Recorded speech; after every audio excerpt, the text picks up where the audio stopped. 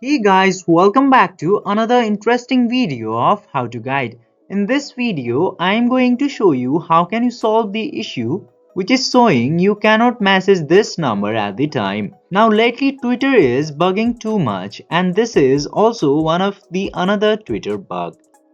We can try some couple of things to fix this problem, but there is no surety to solve the problem.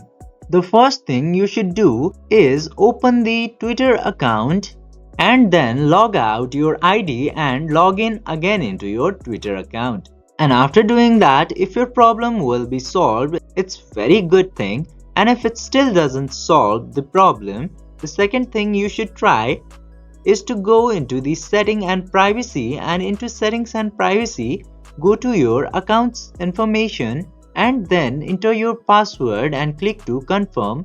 Then after doing that, try changing your phone number into Twitter.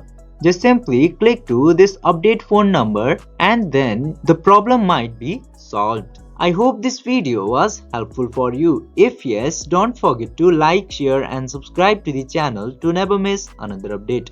Thank you for watching the video.